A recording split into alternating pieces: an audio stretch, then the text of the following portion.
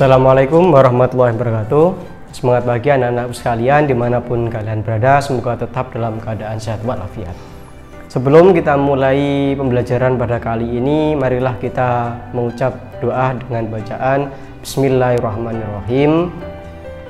Rabbis rohli sodari wa yassirli amri wahlul 'uqdatam min lisani yafqahu qawli. Jangan lupa ya, like dan subscribe channelnya agar kalian mendapatkan video-video pembelajaran yang terbaru.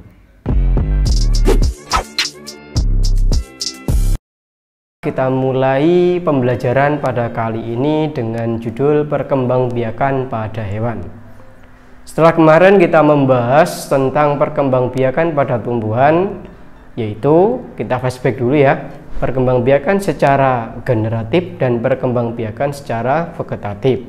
Kalau pada tumbuhannya kemarin, perkembangan secara generatif diawali dengan proses 1, penyerbukan, kemudian dilanjutkan dengan pembuahan, dan akhirnya menjadi bakal biji atau zigot. Pada kesempatan kali ini kita akan membahas tentang perkembangbiakan pada hewan.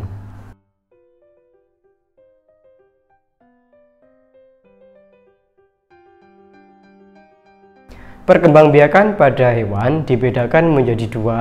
Yang pertama, perkembangbiakan secara generatif, yaitu perkembangbiakan yang diawali dari proses fertilisasi atau peleburan sel gamet jantan dan sel gamet betina yang menghasilkan zigot.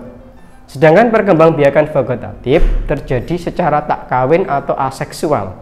Hal ini perkembangbiakan vegetatif pada hewan melibatkan sel-sel tubuhnya atau sel-sel somatik. Perkembangbiakan selalu diawali dengan fertilisasi. Fertilisasi dibedakan menjadi dua. Yang pertama, fertilisasi internal, yaitu peleburan sel gamet jantan dan betinanya terjadi di dalam tubuh induk. Bisa kita ingat, in artinya dalam. Kalau internal berarti fertilisasinya, proses peleburannya antara sel gamet jantan dan betina dalam tubuh induk betina. Contoh hewan yang mengalami perkembangbiakan secara fertilisasi internal yaitu seperti golongan kadal mewakili reptil, burung, ayam mewakili aves, sapi, kambing, kerbau, paus, dan manusia mewakili golongan mamalia. Sedangkan perkembangbiakan eksternal yaitu peleburan sel gamet jantannya di luar tubuh induk betina. Jadi sekiranya kalian bisa memahami artinya di lingkungannya, contohnya pada katak, salamander, ikan. Berdasarkan perkembangbiakannya secara generatif dibagi menjadi 3. Yang pertama, ovipar, bertelur.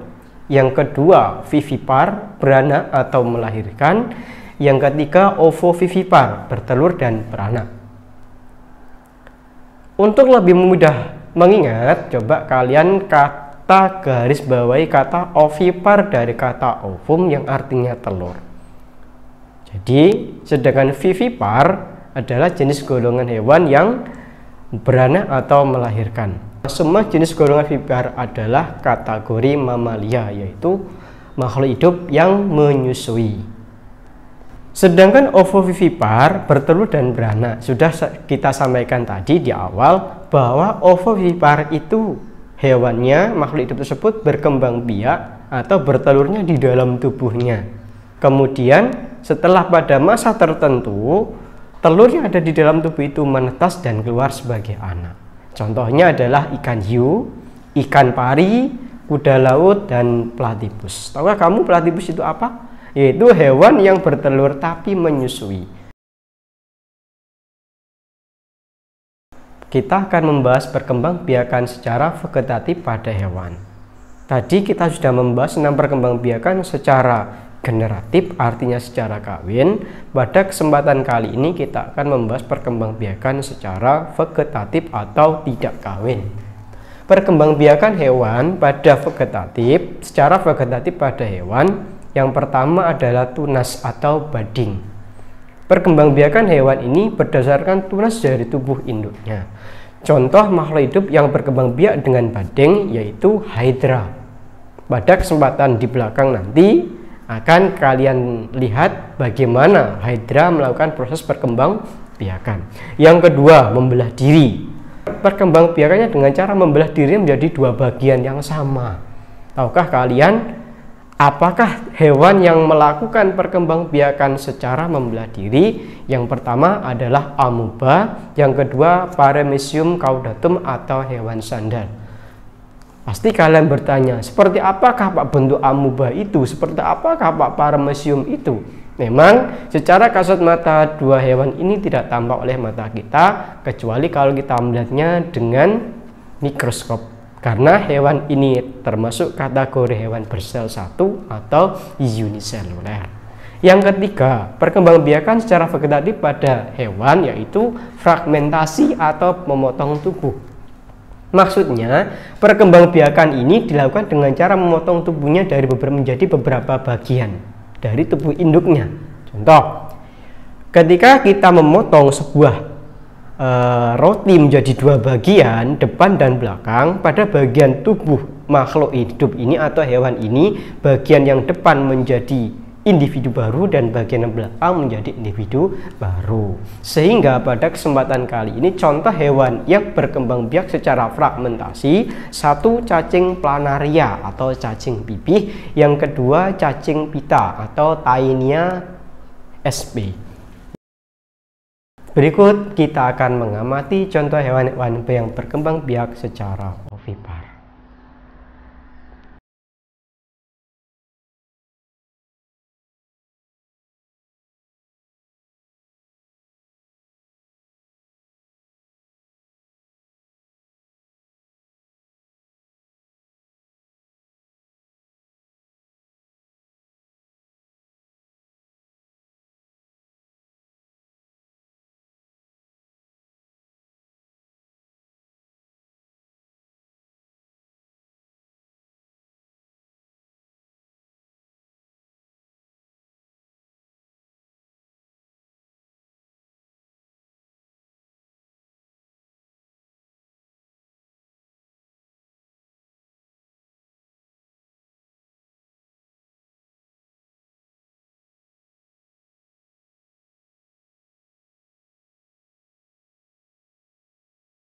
Yang terakhir, contoh perkembangbiakan secara ovovivipar. Di sini ada gambar, yang pertama adalah bunglon, yang kedua kuda laut, yang ketiga hiu, yang bawah itu adalah gambar ikan pari, kemudian yang tengah bawah adalah platypus. Tubuhnya seperti diselimuti oleh berbulu tapi memiliki cocor seperti bebek. Dan yang keempat terakhir yaitu gambar ular. Untuk contoh hewan yang berkembang biak secara vegetatif bisa kalian saksikan di video berikut ini, yaitu satu contoh hydra, yang kedua adalah amuba dan paramecium, yang ketiga adalah cacing pipih atau planaria.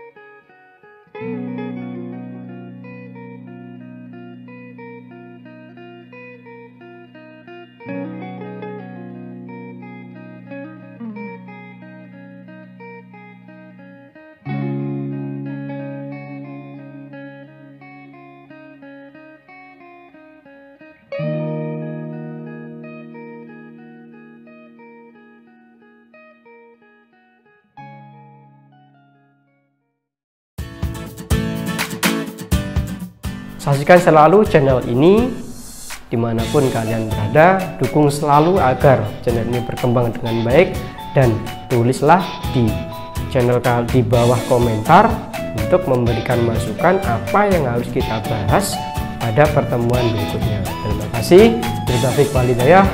Wassalamualaikum warahmatullahi wabarakatuh. Tetap semangat.